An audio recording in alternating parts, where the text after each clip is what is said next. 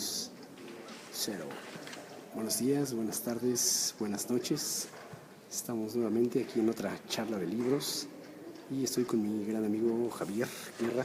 Hola, Daniel, ¿cómo estás? Buenas tardes a todos. Bueno, buenas noches ya. Hoy no nos perdimos en el café. Por eso no estamos empezando tarde por perdernos en el café como la vez pasada, ¿verdad?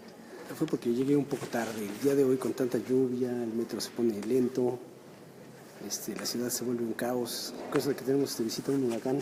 Sí, además está pasando ahorita el ojo del huracán por encima de nosotros. Así que se oye el ruido. Así es que se oye el ruido y la transmisión. Nos pidieron que fuera en silencio, un poco con la voz baja para que pudiera pasar el ojo del huracán sin problemas. Para que nos vea bien. Para que nos vea bien. Entonces ahí, si alguien nos ve, que nos digan si se escucha bien. Siempre que pedimos eso. Avísenos si nos están escuchando. Que no se escuche borroso. Que no se escuche borroso, que no se escuche mal. Que tengamos buen audio. Es que no podemos hablar muy fuerte, estamos en una de las bibliotecas de la UNAM. Pueden escuchar Goyas, porque ahorita están echando Goyas los recién egresados, los chamacos. Ingresados, no egresados. Ingresados, sí, exacto. Estamos aquí en una de las... Es que yo me encontré unos egresados. ¿Qué pasó, compañeros? Esos fósiles de hace 30 años. De cuando pasabas por aquí caminando, ¿verdad? O sea, caminando aquí por Filos y el pastito nos llamaba la atención. Dice, estudiantes, favor de no fumarse el pasto. No sé por qué dirían eso, pero ya tenemos un like, compañero. Acuérdense, por favor, aunque no nos vean completo, no vean completo el video, moléstense ahí un poquito en darle like, ¿no? Eso nos alimenta nuestro ego. Y que por no favor, lo vean en vivo. Dice la productora. Que si encanta. ¿Cómo? Tú le sabes. Que hay que ponerle me encanta. Sí, vivimos de me encanta. Gaby, hola, buenas tardes. Mira, anda en el Tamayo y nos está... ¿Y no nos invitó hoy al Tamayo? Hasta el museo. No nos invitó el día de hoy. Sí, al rato vamos a ir al Tamayo. Entonces, el día de hoy queremos saludar también a Paquito. Paquito, esperemos que te encuentres bien en donde andes. Gran Francisco de Asís, mi estimado. Donde andes, con quien andes y como andes. Como andes, sabe andar bien jarra, ya sabes que no le gusta el chupe. Le encanta. Ese sí se pone like y me encanta. Paquito, un abrazo. Te queremos. Ojalá pronto puedas platicar con nosotros. Ya, estamos extrañando, mi estimado. Sí, el hecho de que no estés, fíjate, nos ha hecho itinerantes en esta charla por diferentes lugares. Tenemos que andar por otros lados. ¿Qué dice ahí? Ok, es un mensaje de nuestros, ¿cómo se les llaman esos que pagan? Patrocinadores. Esos patrocinadores que nos mandan ahí mensajes. Y bueno, ya en vista de que no nos dices que no nos invitó Gabriela Santa Cruz al Museo Tamayo a una inauguración de la Bienal. Pueden ir a la Bienal de video que se está inaugurando ahorita en el Museo Tamayo. Pues y al rato vamos a llegarle. No, a ver si se hace. Si no llueve, pues igual. Si no pasa el huracán tan fuerte. Se desvía el huracán. Si se desvía el huracán, por allá nos lleva. Muy bien. Excelente. Bueno, pues tenemos pendiente platicar sobre vampiros, que a todo mundo, bueno, no a todo mundo, hay mucha gente que no le gustan los vampiros, pero a muchas otras personas les gustan de una manera enorme los vampiros. Creo que yo soy de esas personas que les gustan mucho los vampiros. Sí, fíjate que es un hecho que no es un tema muy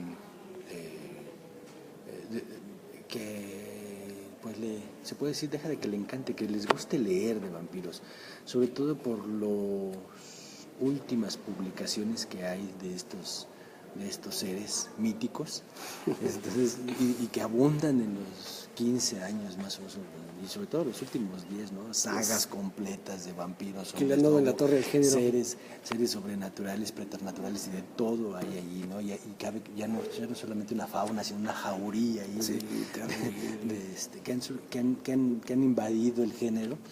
Pero en esta primera charla que vamos a tener hoy nos vamos a concentrar en el origen del mito del vampiro en diferentes culturas, porque esto no es de Bram Stoker para caer de Drácula, no, ese es el vampiro moderno.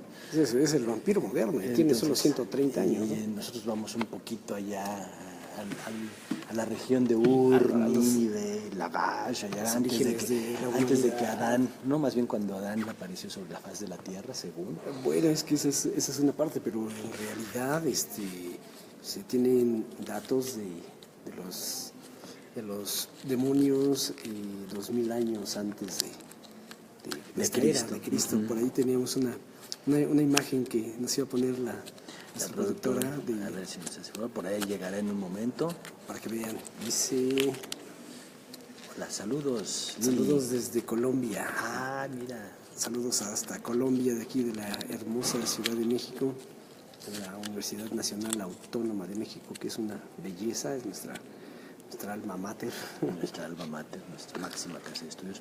Muy bien, entonces en este pasado, esta revisión, este programa de hacer una pequeña revisión sobre los mitos del vampiro y que se remonta pues a la antigua Mesopotamia, pues también vamos a ver que estos vampiros, no solamente en Mesopotamia, sino en el mundo hebreo, en las culturas antiguas es donde vemos esta parte, ¿no? Pero también en Europa y en América, o sea, tenemos siempre una representación de más de 3000 años, siempre hay una representación, pero no son estos seres bebedores de sangre como los conocemos ahora. Sí hay sí tomaban la sangre de víctimas, sobre todo de niños, o algunos se especializaban en que fuera sangre de mujeres, pero son más bien una especie de seres mitad hombres, mitad bestias, en el cual tienen estas características de ser un ser humano, pero que está en una transición y siempre está en ese proceso de transición, ni está totalmente muerto ni está totalmente vivo. Son seres que están entre uno y otro paso, o que además o seres humanos que sí están de este lado, pero que tienen un contacto y una posibilidad de transformarse en seres diferentes. Y ahí tenemos esta fauna, que luego le podemos decir esta fauna completa de posibilidades de transformación, pero también de formas de vampirismo, ¿no? Se puede decir, de formas de tomar del otro algo para vivir, no solamente la sangre. Entonces también seres que influyen una serie de miedo, terror, en el otro para poder tomar su energía, seres que se aparecen en sueños y a partir de ahí empiezan a taladrar la mente de los humanos a los cuales se les presenta y los empiezan a matar, bueno, en esta idea de tomarles su energía. Entonces, bueno, y bueno, también hay representaciones de demonios que pueden estar cerca de los seres humanos o lejos y ser utilizados para dañar a otros seres humanos. Ese es más o menos el entorno mítico del vampiro. Del origen, ¿no? Pero realmente, más bien creo que es en un principio como demonios, se toman como demonios porque de acuerdo a las creencias eran esos seres que aparecen, como bien lo dices, con una morfología muy, muy extraña, ¿no? No eran hombres o mujeres, sino tenían solo una parte, y de ahí creo que cuando se vuelven más como seres masculinos o femeninos, es cuando se cristianizan esos demonios, ya cuando llegan a la época de los cristianos, de los romanos, acuérdate que... Sí, ahí ya van tomando otro tipo también de identidad y otro tipo de actitud, ¿no? Claro. Pero por ejemplo, en la antigua Mesopotamia, ¿tú nos querías comentar algo sobre? Sí, subimos una foto de Babilonia, ya que de verdad ya nos dice la productora que por ahí tiene una foto, es una máscara del demonio babilónico Umbaba, segundo milenio antes de Cristo, o sea, desde hace 2000 años atrás, o sea, estamos hablando ya de 4000 años, pues ya se tenían ese tipo de creencias sobre estos seres que eran representantes del inframundo, ¿no? Lo que todos ellos, sí, llamar pues, ¿qué sería? No el infierno de Dante como lo conocemos, pero sí sería este mundo de los muertos, ¿no? Sí, nos dice que estos eran hombres muertos que pueden convertirse en un demonio temible y acechaban si su alma rehusaba salir del cuerpo, ¿no? O sea, esa es como que parte del origen que tiene que ver con el alma. El alma es muy importante, el alma siempre, en todas las culturas, se ha creído que tenemos un alma, ¿no? Yo no sé todavía bien de eso, pero eso me lo tienes que explicar con una escala después. Pero el alma tiene mucho que ver cuando los vampiros, cuando un ser deja de existir, pierde su alma.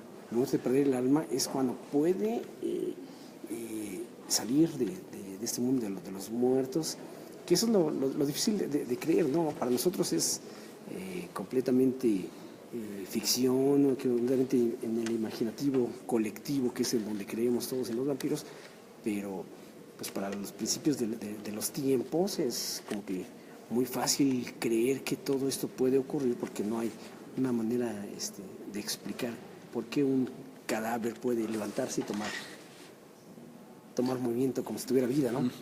Sí, y además que en todas las culturas no solamente está este ser que está transitando entre... Mira, Gaby nos dice que hablemos más fuerte. No podemos hablar muy fuerte porque tenemos en esta biblioteca en servicio, entonces, pero vamos a intentarlo. Acercarnos un poquito más. Acércate. Para adelante, compañero. Entonces, muy bien. Tenemos a estos seres que están en una transición, como lo decía hace un momento, entre el mundo de los vivos y el mundo de los muertos, pero también tenemos un catálogo de zombies históricos. Entonces, estos muertos que se paran y empiezan a caminar, ¿no? Entonces, son muy conocidos en Haití, pero toda la región del África, estos seres están también representados históricamente. O sea, también ahí tenemos seres... Todos los continentes tenemos en Oriente, tenemos en Europa. Mira, tengo esta parte que quiero compartir. Los sumerios distinguían 3 clases de demonios: los seres mitad humano, mitad demonios, los demonios espíritus puros como los dioses, capaces de propagar epidemias, y los muertos que no descansan en sus tumbas y se mueven por el aire, sobre el suelo y bajo la tierra. O sea, esa es una de las partes que, desde los sumerios, estamos hablando de civilizaciones muy antiquísimas. Las primeras, las que se pueden catalogar como las primeras civilizaciones, ¿no? Los primeros que empiezan a registrar información. O sea, lo curioso de esto es que todas las civilizaciones lo han mencionado. Entonces, de alguna u otra manera han tenido sus propios demonios, ¿no? Esos demonios que primero se roban a los niños y les chupan la sangre. Todavía creo que ahora les roban los órganos. Ahora les roban los órganos, y eso es peor, y lo trafican. Y hay comercio de órganos. Y por ejemplo, eso fue la idea. Compañero, continúa. Mira, ahora Jessica dice que se escucha perfecto, que mejor que las anteriores. Ay, gracias. Ay, gracias, qué bueno que nos has seguido en las anteriores. Muy bien. Estamos tratando de hablar lo más claro posible y no tenemos tanta gente como en otras ocasiones, pero la próxima vez prometemos hacerlo desde una cantina. Sí, vamos a ir en busca de unos vampiros muy románticos, de la etapa del romanticismo. Pero bueno, volviendo al tema, también tenemos a Lilith. Así, es mi favorita entre la cultura judeo-cristiana. Ahí esa parte más romántica del nacimiento de los vampiros. Bueno, se dice que en la Biblia de los hebreos se menciona que cuando Dios crea al hombre, crea a la par, crea a Adán y a Lilith, que a su mujer. Entonces los hace iguales, los hace a la semejanza de Dios, y en este caso son completamente idénticos. Entonces se supone que cuando bueno, es un mandato de Dios eso de crear, ¿cómo? Procrear. De procrear, decir, vamos a poblar la tierra.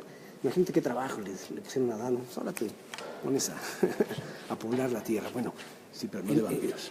En las relaciones sexuales, la clásica posición del misionero, donde el hombre va arriba de la mujer, esa posición no le gustaba a Lilith. Lilith se enoja y dice, oye, pues a mí me gusta más arriba, se siente más padre y disfruto mejor. Dice, no, aquí es como yo digo, y como no, ella no está de acuerdo, se va a quejar con Dios. Adán va y se queja, pero Lilith dice, no, ¿sabes qué? Yo me voy. Se supone que también cae este ángel hermoso, el que se comparaba con Dios, cae a la tierra, el famoso Luzbel, y él está alejado del paraíso, donde están Adán y Eva. Entonces Lilith va en busca de él, y con él que encuentra la satisfacción sexual que está buscando, ¿no? Porque pues, él sí, sin ningún pretexto. Por eso, después de la queja de Adán en la creación, es cuando se duerme, Dios agarra de su costilla y crea a Eva para que, en teoría, pues, de su costilla para que la tenga así. Por estas razones que Lilith en la actualidad es considerada la primer feminista de todos los tiempos. Ahorita si tú te pones a googlear ahí Lilith en internet, en la web, vas a encontrar infinidad de información sobre el feminismo. Esa parte yo creo que un día tendremos que hablar porque Lilith es muy, muy, muy grata. Bueno, Lilith se va con Luzbel y empiezan a fornicar y empiezan a tener hijos. Y dentro de esos hijos aparecen toda clase de demonios. Ellos son los padres de los demonios, de todos los demonios que nos habla la creencia judeocristiana. Ellos son los padres, porque Dios no los crea y nadie más los crea. Ellos los crean en ese momento. Pero sin embargo hay otras teorías con Lilith muy, muy, muy agradables, que por ejemplo, al tener la posición del hombre arriba de la mujer, se supone que es precisamente para procrear, y Lilith no quería procrear con Adán en ese momento. Entonces parte de su castigo es que se tiene que ir, y Dios le dice, tú no vas a poder tener hijos. Entonces ella por eso se mete con Luzbel, y con todos los demonios que ya habitan por ahí, pero no puede tener hijos. Y por esa razón, esa es otra variante. Por esa razón es que Lilith, para vengarse del mandato de Dios sobre la población de la tierra, ella por las noches va a buscar a los recién nacidos y es que les chupa la sangre. Y esa es una tradición que todavía recuerdo hace unos 50 años. Por aquí decían que si no se los chupaba la bruja a los bebés, tienen que cuidarlos. Sí, en América, y bueno, sobre todo en México es la representación de la bruja, la mujer, o sea, que es la que se anda robando a los niños y les chupa la sangre, ¿no? Ahí tenemos a nuestra Llorona de aquí de la Ciudad de México, ¿no? Sí, pero de la bruja que decías, ellas sí se convierten, aquí le llaman en guajolote, o los pavos que conocen en otros. Entonces decían, ves un guajolote porque es un ave negra, plumaje negro, entonces tiene que ver con esa parte oscura, y es la que le llega a chupar la sangre a los niños y los mata. O sea, esa es la tradición oral que se ha contado, y hay muchas historias en México de eso. Pero bueno, regresando a Lilith, pues se supone que Lilith es la que cumple con esa función de robarse a los niños y chuparles la sangre, al igual que hacía con los hombres. O sea, en las noches llegaba también, seducía a los hombres. Una mujer, pues en muchas pinturas es representada como una mujer atractiva, de cabellos largos, hermosos, los senos descubiertos siempre. Entonces conquistaba a los hombres, tenía relaciones sexuales con los hombres, y en el transcurso, en el inter de la misma relación, les chupaba la sangre. Entonces ahí, por eso también te decían que te chupaba la bruja, pero aquí no, aquí hay que evitar que nos chupen cualquier tipo de energía. Muy bien. No sé tú, pero bueno, está muy bien ese asunto del mito de Lilith. Ahora, más para acá, ya en Europa, bueno, eso es el judío cristiano, ¿no? También tenemos en Europa por las mismas fechas. Bueno, eso es el principio, en teoría, Dios, el año cero y por ahí. Sí, es parte del mito, de las creencias, sí, donde sale esta fauna de demonios, vamos a esta idea pero que beben algo del ser humano vivo, claro, que toman algo para vivir. Así es. Como venganza, o también como forma de vida. Como forma de vida, en un sustento de los demonios. Es una forma de cobrarse el castigo del creador. En Europa Central también tenemos, y sobre todo en las culturas escandinavas, tenemos también esta serie de demonios, ¿no? Que son una representación del mal, que también surgen como para una especie de dar equilibrio. Eso es muy curioso, porque entre el bien pues tiene que haber una representación de algo que también da término a la vida humana. Es lo que nivela, ¿no? Como el yin yang de los chinos, ¿no? Y en los escandinavos era muy curioso. Bueno, los demonios estaban presentes y vivían como parte de su cotidianidad. Uh-huh. Y estaban para pues castigar, ¿no? para enjuiciar. Y bueno, entre esos tenemos también unas representaciones de seres que toman la vida abiertamente el otro, pero no solamente a través de la sangre, ¿no? Sino también a través de la fuerza. Uh-huh. En Europa Central también tenemos otra serie de mitos en la representación de demonios antes de la etapa cristiana que nos hacen conocer que hay una serie de, vamos a llamarle así, no solamente demonios, yo creo que ya vampiros, porque ya hay algunos teólogos que hacen referencia a estos seres míticos como tomadores de energía, como tomadores de sangre, como tomadores de fuerza del ser humano. Y así pues será esta historia, ¿no? A lo largo de varios siglos hasta la etapa o la llegada del cristianismo. Así es, porque pasamos por las mitologías, por ejemplo, las griegas, ¿no? Las griegas tenemos la lamia. La lamia también es la que seduce a los hombres para devorarlos y beber su sangre, pero ella es la representación del demonio griego. Para los griegos, esta mujer que también era representada como, muy conocida como la mitad del cuerpo de serpiente y la mitad atractiva. Entonces es como las sirenas. Esos griegos siempre tienen esa parte de tener monstruos con mujeres atractivas y el cuerpo en este caso de serpientes, ¿no? A un animal. De un animal. Tiene que ver con esos mitos platónicos, ¿no? De los seres que vivían, que tenían todos los órganos y después Zeus se enoja, les manda un rayo y los parte, y por eso estamos buscando a nuestra pareja, ¿no? Y ellos a su vez están buscando salvarse o volver a ser lo que antes eran de ser castigados, y bueno, toman de los vivos, toman de los seres normales lo que necesitan, en este caso comunes, sí. La vida, ¿no? Y esa es una especie de también una forma de vampirismo. Fue un ciclo, sí, el obtener algo, realmente pues, es su forma de vida. O sea, para estos demonios es la forma de vida, el alimentarse, pero como dices, no siempre es la sangre, o no siempre se conocía como la sangre. La sangre se la empiezan ahora sí que a chupar hasta 1600, ¿no? Sí, o sea, ya los vampiros chupadores exclusivamente de sangre ya los tenemos hasta 1600. Hasta 1600. Con la condesa de Bathory. Pero ahorita hablamos de ella. Brevemente, en los mitos latinoamericanos, bueno, de toda América, tenemos diferentes también demonios o representaciones de vampiros, ¿no? El chonchón en Chile, por ejemplo, la ciguateteo, que eran las mujeres. Volvemos aquí a las mujeres que morían en el parto, en el que en México, en el antiguo imperio, en el antiguo mundo náhuatl, que terminaban pues llevándose o robándose a los niños. De hecho, es de ahí donde viene el mito de la Llorona, de las ciguateteos, ¿no? Tenemos también los Gede en Haití, que son mitad zombies, mitad vampiros, ¿no? Que esta característica es de que se paran una vez de haber muerto, ¿no? Seres que regresan del más allá y que vuelven al más allá una vez que se alimentan, ¿no? Que es una de las características de los vampiros, no sé. Y es que esa parte es cuando se vuelven cristianos. Y la verdad de las cosas es que también se dice que el mismo Cristo era un vampiro, puesto que muere y se levanta y le dice a sus seguidores: coman de mi carne y beban de mi sangre y vivirán para siempre. Bueno, esto sin ánimo de ofender ninguna creencia religiosa ni nada, solo es un dato curioso que tengo de por ahí.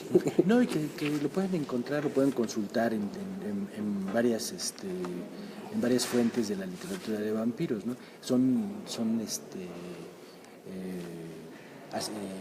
equiparaciones que se hacen de los mitos con con la fundación del cristianismo y del cristianismo a partir de Jesucristo, ¿no? Que eso hace una diferencia entre la carne de mi carne, sangre de mi sangre, claro, que está en el discurso religioso. También en América tenemos algo que en México es conocido, unas mitades seres que son mitad animal, serpientes, serpientes voladoras, pero algunos que se alimentan de la leche materna. Y fíjense que en la región del Bajío hay un mito del cincuate, no sé si lo conozcan, esto es muy viejo, no lo conozco, es colombino. El cincuate es una serpiente, pero se supone que es una serpiente que se alimentaba de la leche de las mujeres que estaban amamantando al niño. Entonces, la parte de la cola le daban se la ponían en la boca del niño y la boca se hipnotizaban a la mujer y bebían de su sangre, bebían de su leche materna, no bebían sangre. Bebían leche materna. Y esto está en México, le decían el cincuate. En el caso, por ejemplo, de Chile, es el piuchén, que era una serpiente alada, ¿no? Casi como una especie de Quetzalcóatl, ¿no? pero no era esa representación. Y así también tenemos a otros en América, en la parte previa a la colonización. También tenemos en Brasil a las jaracas, que estos eran, y ahí sí, en la mitología del Brasil tenemos la presencia de los hombres lobo. Ellos tenían el lobis homen, algo así, no sé si se pronuncia así, pero es así como yo tengo el dato. Y sí, esto es un ser que se desprende de la piel y se convierte en un animal, generalmente vinculado a ya cuando viene la conquista, a un hombre lobo. Y quizá en esta idea de algo que vamos a ver más adelantito con una princesa, con la princesa de Franksberg, de tomar la leche de las lobas. Entonces, no sé qué tanto, yo me atrevo un poco a hacer esta hipótesis de los hombres lobo que vienen de este mito de Rómulo y Remo, de que fueron alimentados con leche de loba, ¿no? Los creadores, los fundadores de Roma, y también de un ser poderoso, un ser mítico, que acompaña en la nueva mitología del vampiro del siglo XIX a Drácula, ¿no? El hombre lobo. Pero bueno, pero en América es la primera representación que yo encontré, si alguien nos puede orientar más, que yo encontré sobre la presencia de un hombre lobo en Brasil, que también es mitad humano, que es un ser que se transforma. ¿La transformación por la luna, esas también? No, ahí no tiene nada que ver con la luna. Ahí sí esos no tienen nada que ver. Ese viene en el romanticismo de las novelas literarias, ¿no? Sí, eso. El hombre lobo viene como Drácula, parte del romanticismo. Estos brasileños eran otros, más bien, igual, en la misma idea de ser demonios, ¿no? Ajá. Y bueno, yo creo que sería bueno ya saltar a la parte, ahorrarnos un poco también otra serie de demonios en América Latina. En la parte norte, o sea, del continente, tenemos también unas representaciones de estos seres en las antiguas culturas.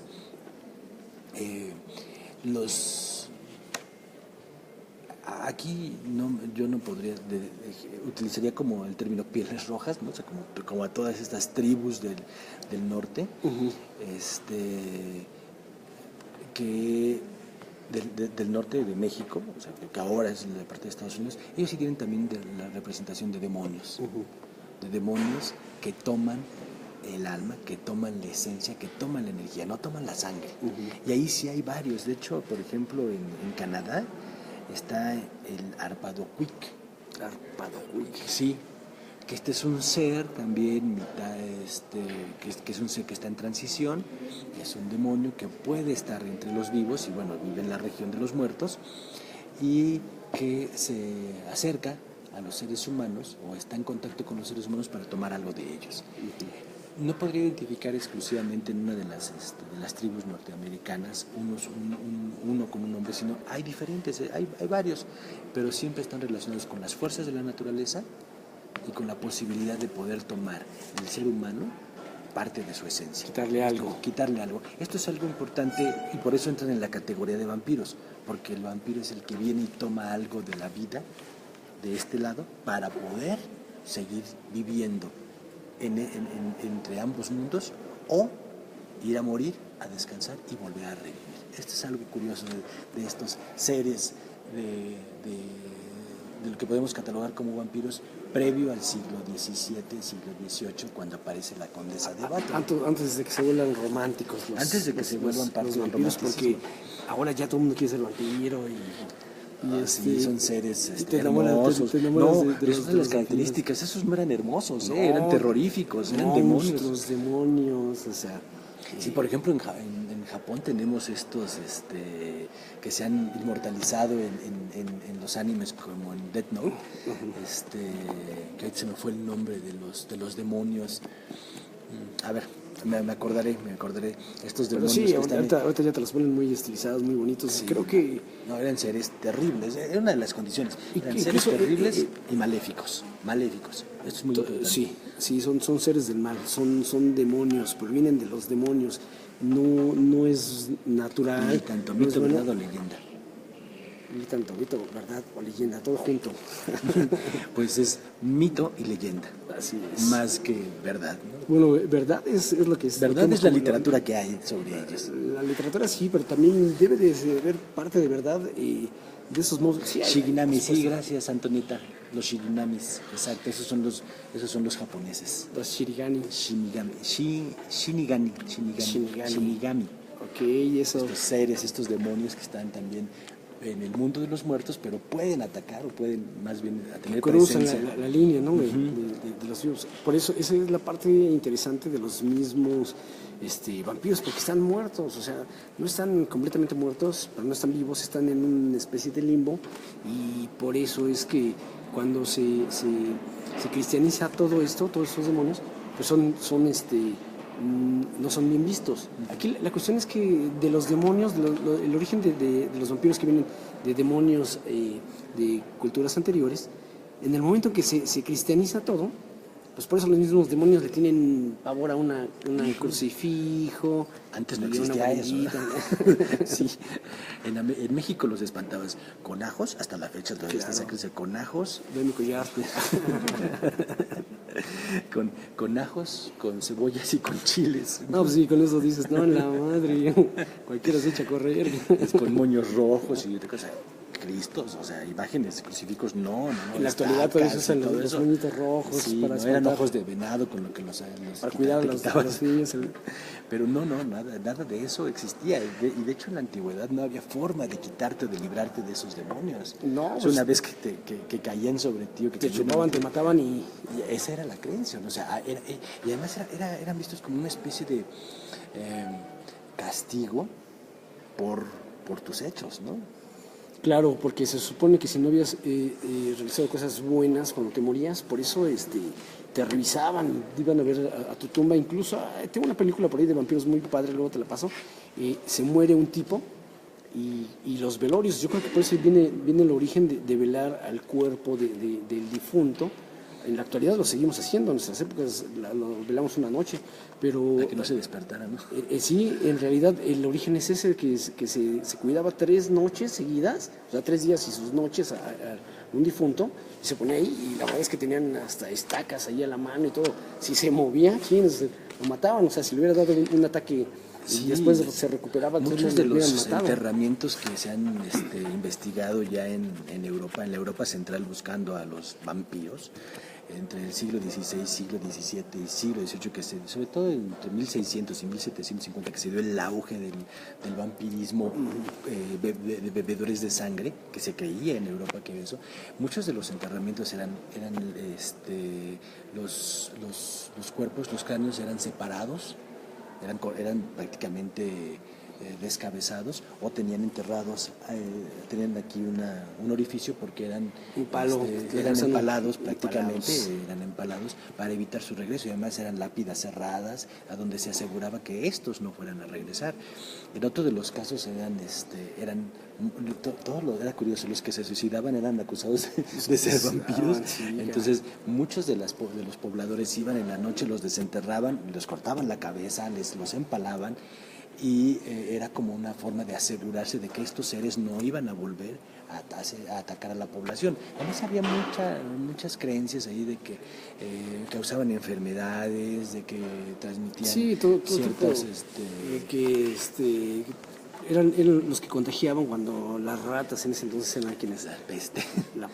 Las que contagiaban todo tipo de enfermedades, y pues se lo achacaban a los vampiros. Decían, es que los vampiros es que llegaban y se popularizó demasiado para esas fechas, pero poquito atrás, 1605 es cuando te digo que por ahí que aparece la condesa de Bathory, que se vuelve condesa, que se casa con un hombre adinerado y todo, y es una mujer hermosa para su tiempo. Es una mujer, debe tener unos 20 años por ahí cuando se da cuenta que le empiezan a salir sus arruguitas y que se empieza que va a envejecer, y tiene la idea, al ver a las jóvenes vírgenes de 12, 13, 14 años, que pues que conservan esa belleza, y ella quiere robar esa belleza, quiere ser eternamente bella, como dice una canción muy fea de por aquí, de nuestros tiempos.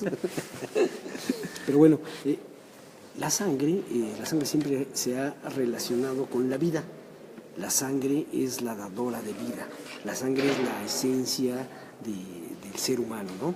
Entonces por eso es que ella también dice, bueno, pues si la sangre lo es todo, quiere decir que si yo les extraigo su sangre y me la bebo y me la unto, me baño con ella, entonces se supone que en un momento dado dijo, vamos a hacer, haz de cuenta, una especie de escuela de señoritas para que aprendan la onda nice, y a todas las campesinas y a todas las del pueblo se las empieza a traer, ¿no? Tiene sus características, jóvenes, bellas, vírgenes, pero sobre todo vírgenes, tenía esa cuestión.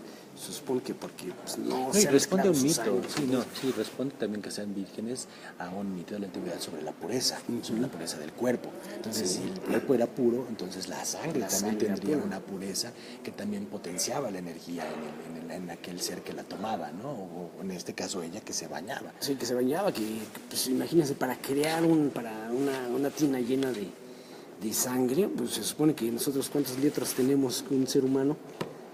¿Cuántos litros tenemos? Como 10. ¿Cuántos litros? No, son 6 máximo. Imagínate, para llegar a ser una y eso depende del tamaño del cuerpo, ¿no? Sí. Entonces, bueno, la cuestión es que llenaba su tina y se bañaba. Se evitaba sus baños de sangre. Por otro lado... Exactamente. Esto es lo que nos dice Lili, ¿no? De que beben la sangre de sus víctimas porque ahí están los fluidos del alma. ¿Qué es lo que les da vida? Porque se supone que como ya son seres muertos, no tienen alma. Entonces, lo que buscan es por eso tener esa vida por unas horas, por un instante. 5 o 6 litros. 5 o 6 litros. 6 litros sí, de sangre. Exacto, 6 máximo de sangre. Entonces, para bañarse, o sea, ella se bañaba. Y además la condesa de Bathory fue acabando con las doncellas de la región. De la región, y después empezó a tomar a los nobles, que fue a donde le quisieron ya que se acabó. Bueno, se dice que sí se descabechó cerca de 1000. Algunos conservadores dicen que 600 mujeres. 60, sí, pero otros a saber exactamente cuántos. Pero de que fueron así hubiera sido un montón, de que mandó matar, no se comió, no le chupó la sangre, mandó matar y desangró para bañarse en su sangre 600 mujeres aproximadamente. Lo hizo. Es la primera asesina serial. Es el primer dato así serio que podemos encontrar de vampismo en un ser humano. Claro, terminó muriéndose, ¿eh? No vivió. Eso es para 1600. Creo que para 1500 es cuando aparece el emperador Vlad Tepes, el empalador, ¿no? Que también se supone que era un tipo muy justo, pero también muy malvado, ¿no? O sea, sí te decía, al pueblo le daba lo que merecía el pueblo, pero si hacías algo malo, entonces él se agarraba y te empalaba y te lo dejaba ahí a la vista del pueblo para que vieran el castigo y no hicieran lo que no debían, ¿no? Sí, y fíjate, ya en ese es uno de los inspiradores de Bram Stoker, ¿no? Para los que dicen que se inspiró Bram Stoker para crear a Drácula. Pero también en el pleno auge de la idea del vampirismo en América, en Europa Central, aparece la condesa es más bien la princesa Eleanor Franksberg, en la región de Bohemia. Ella era una mujer también guapa, pero una mujer que no tenía hijos. Entonces también. ¿De qué fecha es, dijiste? Ella es de 1700. Ok. 1720. Entonces, al no poder concebir hijos, ella empieza a usar una serie de remedios de todo tipo. Entre ellos, retoma esta idea de beber leche de loba y sí, procrea un hijo después de los 40 años. Entonces sí lo puede hacer, obvio, lo cual le da una mayor creencia en la potencialidad de esta serie de remedios, que tenía varios médicos y que podrían ser ahora llamados médicos brujos, chamanes o lo que fuera, de la época, en donde probaba todo tipo de remedios, ¿no? Eso sí, no se conoce que se haya bañado en sangre de doncella. Muere, al momento que muere, su muerte es muy curiosa porque empieza a secarse. Para la vista del público, se podría decir, de la gente que la rodea, ya empieza a secarse. Entonces viaja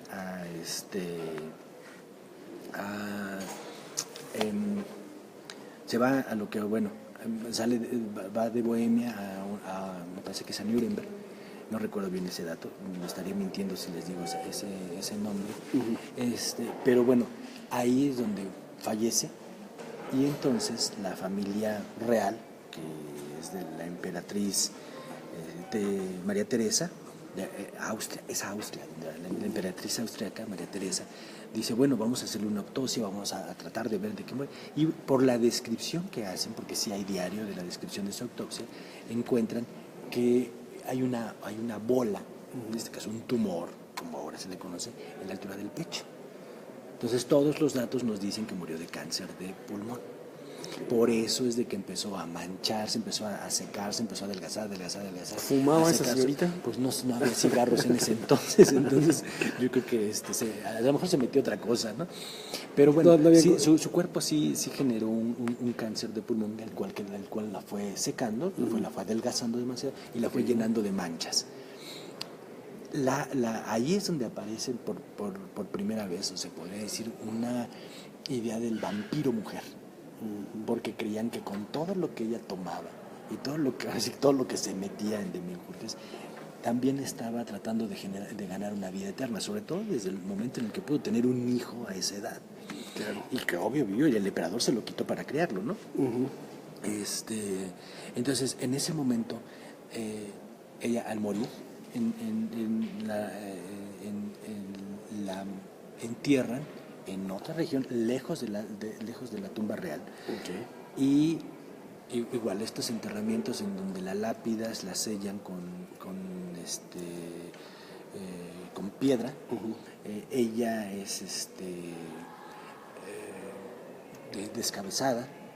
Entonces, y además cuidar de que no hubiera de que tuvieran la seguridad de que ella no se iba a levantar. Los esclavizaban y también les separaban los miembros muchas veces, ¿no? En su caso no. En su caso creo que no. Ahí se habría que buscar bien el dato. Pero ahí la emperatriz María Teresa manda a hacer un estudio de su autopsia. Y de hecho la desentierran, me parece que la desentierran, y el médico es un médico muy reconocido de la época, pues simplemente dice que no, confirman los datos de la autopsia. Entonces dicen, bueno, aquí se acaba el mito de que los nobles también pueden ser vampiros y de que hay vampiros, y la emperatriz, junto con el emperador, en ese momento emiten, esto es bien curioso porque ahí se acaba el mito de los vampiros en Europa Central. Aclara lo que 1755. pasa es que para esas fechas, por cualquier cosa te declaraban, este es un vampiro, y te mataban y... Más que matar, los desenterraban. No, pero en vida también, para quitarles tierras y todo eso, lo que hizo mucho la Santa Inquisición aquí en la época de la colonia, es lo que decían que también para esas épocas te decían que tú eras un vampiro, te acusaban de ser un vampiro, era para quitarte bienes y para quitarte muchas cosas, además de ir a desenterrarte, ¿no? En el caso de la región de Europa, de Bohemia, lo que hacen es tratar de eliminar ese mito de ir a buscar a los vampiros a su lecho de muerte. Entonces, lo que sí se decreta es de que no pueden desenterrar a nadie para volverlo a matar, porque los vampiros ahí sí dicen no existen, es meramente un mito, porque estamos precisamente en 1755 es cuando sucede esto, en el pleno siglo de las luces.